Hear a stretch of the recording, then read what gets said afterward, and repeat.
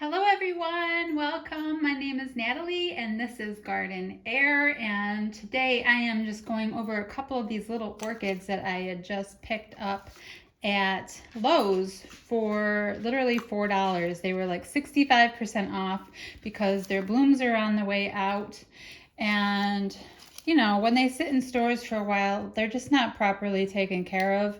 And Lowe's is pretty good at marking them down once they're kind of past the point of looking their prime or when they're just done blooming. And these guys really just aren't holding any water at all. So I'm going to get them repotted into a better situation where they'll be able to hang on to a little bit more moisture and get these leaves a little bit hydrated back up to where they should be. They're just a little dry, and you know, I had them for about a week now, and I just kind of hung them up on my wall and I watered them, but I noticed that they dried out extremely fast. They're really not holding any moisture, so I want to get them potted up. This one does have some buds getting ready to open. And a lot of times you'll have people tell you, oh, don't repot an orchid if it's about to bloom and blah, blah, blah. Yes, it could drop its blooms, but that's not a solid rule because it does depend on the state of the orchid itself when you get it and when it's going to need to be repotted. Since this is acting like it's just so thirsty all the time, I don't care that it has a few buds on it. If they fall off, they fall off. My concern is that the plant is healthy and is going to survive. So we're going to get these guys out of these little tiny growers pots and get them all changed up. So I just went through my orchid pot stash, and a lot of the pots that I have sitting around are just too big for these orchids. So I'm going to use these pots. They'll be fine because they have plenty of holes on the bottom. They're not necessarily orchid pots. Usually I like to use clear ones just so I can watch the roots better. But clear is not an absolute must because you don't have to have light going through into the roots, but you do need airflow. So I like that these have a lot of holes in them. And you know, if they don't, you can pop a few extra holes around the side of your pot if you prefer. And I'll still be able to hang this up on my orchid wall. So it'll do for now, but they are filthy. So I'm going to get these washed up so that they don't spread any germs to my orchid. Okay, so I have some sphagnum moss sitting in water so that this can get hydrated. And my pots are clean. So I'm going to go ahead and get these two little Phalenopsis ready to go. So I do use rainwater for a lot of my plants. Well, all of my indoor plants get rainwater. So we collect this outside. And I'm just going to give the orchids a little bit of a soak. Loosen everything up. Get them nice and hydrated a little bit before we dig in and start taking all the old stuff out. Usually when you buy an orchid at the store, they're usually packed in nothing but sphagnum, and that's fine. It helps leave a lot of space available for the roots to really grow and expand and move around or get some airflow. So I don't like to leave them in growers containers for very long. So if you take a look at this, you can see where they're just extremely compacted. There's really nowhere for these roots to really go. They get kind of flattened and crushed. And to me, that's just not an ideal way to keep them once you have them at home. So I try not to wait too long to get these guys repotted. Unless it is in full glorious bloom and it's gorgeous, and then I will wait a little longer until the blooms are done, especially if the plant itself is extremely healthy. So again, just it all depends on the individual orchid and what you prefer to do for it. So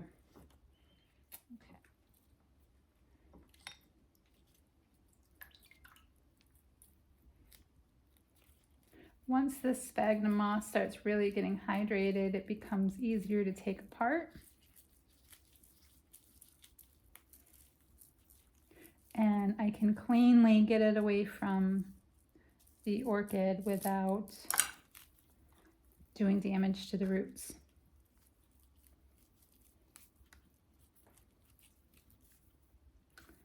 Once I have it all cleared, I can take a look at the roots, which this orchid does not have a huge root system, and I can see that several roots are actually dead, which I'm not surprised by because of the fact that it just had no airflow in that tiny little plastic pot. So I'm going to soak this a little longer, hydrate on the roots it does have, and start tearing this one apart. This one looks a little bit better as far as the roots are concerned. Let's get in there and really take a look.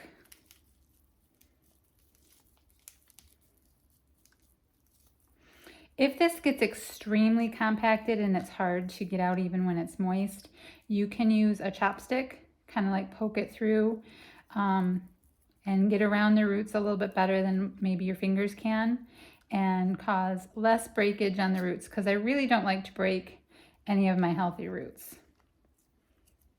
But these are all coming apart pretty easily, so looks like I don't have to go that route.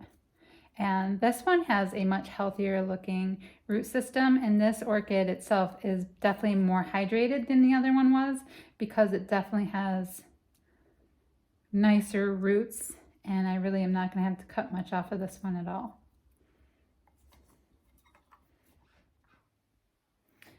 Okay, so getting in a bit closer, I'm going to try to keep the stakes on this one on here, because it does look like those spikes will keep blooming. But this one just needs a little bit more work. I'm going to try to see if, these just don't fall off after repotting, and see if the flowers will be okay. But they are not my main concern. But I do want to go through these roots, see anything like this that's obviously dead and has exposed root. I'm going to just cut that off and look for roots that have good, clear green, intact vellum. Cut away anything that's brown, fully dehydrated, and or mushy. If it's gray, like a silver gray and full, it's just a thirsty root. Silver gray is perfectly fine. Once you wet it down, you'll notice that a silver grayish root will go green once you start hydrating it. It's actually a good notification that your orchid is ready for watering when you notice those silvery green roots. So lush green or silvery green is what you're looking for in a healthy root. This spike is finished. It's all yellowed, so I'm going to cut it off at the base and get rid of that as well. And this is what I'm looking at as my root base. It's not the greatest amount of roots, but it's better than having only 1 or 0 roots, so I'll take it. And we need to really get this orchid a little bit more hydrated. So usually when I have an orchid like this that has not the greatest of root bases, I keep it on my potting table where I can look at it every day and water it a little bit more often and make sure it's staying hydrated. So that's what I'll be doing with this one. They just get a little extra care. And let that one continue to soak while I look at this one. And I'm just going to do the same thing, but I really don't see anything I need to cut off of this one. Just a couple of ends.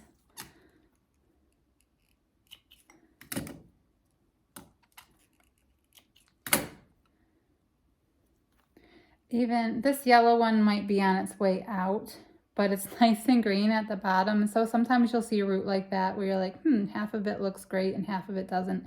If the bottom half looks great, I tend to leave it alone until next potting, and then see, where it's gone from there. If it's mushy or anything up here, definitely cut it off. That's something that you just have to decide for yourself if you want to remove it or leave it. I really don't like to remove anything too much that's viable. So in this case, I'm just going to leave it on. So there's a little piece right there that's dried. And you want to try to remove everything that is dried off, only because it's just going to sit there and rot in the orchid pot. So you want to reduce rotting and, you know, things that'll just lead to germs, decay, pathogens, that kind of thing. Okay. So we're looking pretty good on these little mini phals, and I'm going to continue to soak it, and we'll get some potting medium ready to go. Okay, so I have my pots ready. I've thrown away the old sphagnum moss that was in these little orchids, and I'm going to take my fresh that I've had sitting here soaking in rainwater and stick it right into the bottom of each pot.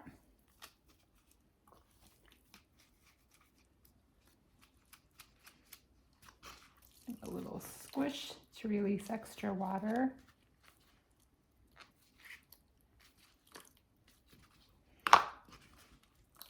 We don't need everything soaking wet and saturated when the orchid goes in here.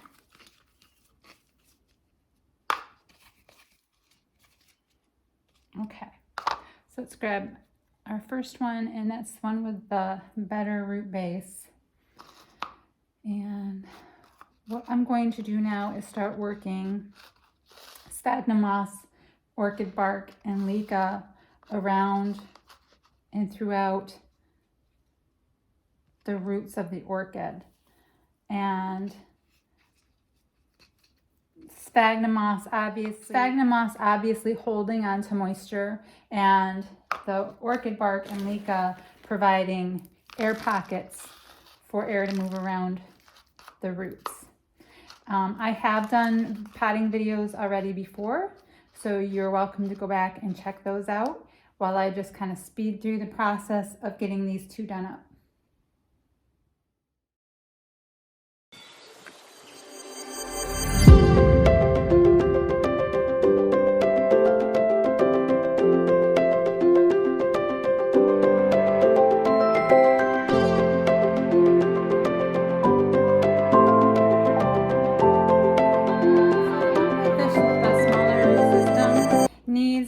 More stuff at the bottom to kind of hoist it up.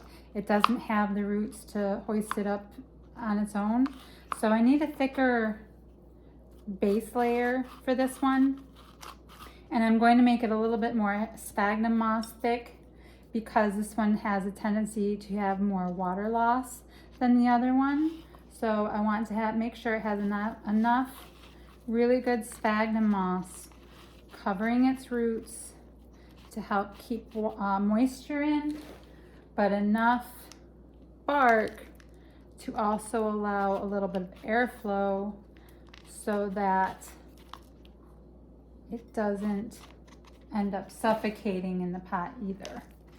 So you want a balance of keeping moisture in and also letting air in around the roots.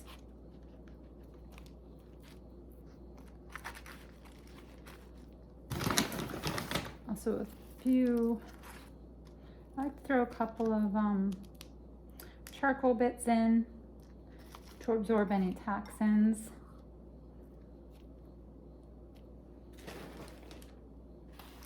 Which this one might be. I'm going to pull it up a little bit.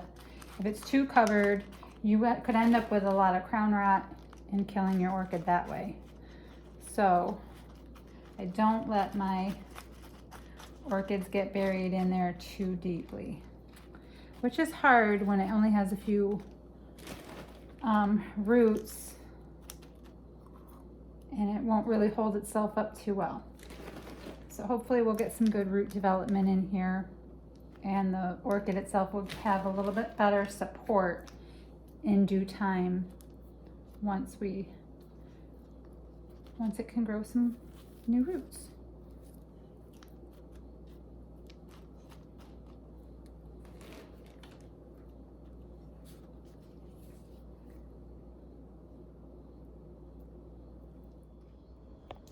Okay, so this is the one with the smaller root system, and this one will be sitting on my potting table so that I can keep monitoring its water intake and make sure it doesn't dry out. When they don't have a lot of roots, they're just more prone to drying out a little bit faster. So as long as you're watering it a little bit more often to keep it from going bone dry all the time, it'll be fine. It'll perk back up and it'll start regrowing, and it should put some new roots out for you eventually in time. This one is in better condition, and I'm just going to be able to put it right up on my orchid wall with the others, and so I'm going to get that set up and see how it does up there. So that is what I typically do when I have a new orchid that needs to be repotted, and how I just take care of all of my orchids. And so I hope you learned something from this. I hope you found this helpful. I really love to just talk orchids and do everything with them.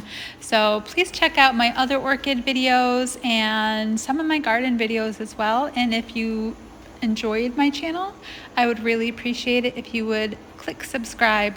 Have a wonderful day. Bye.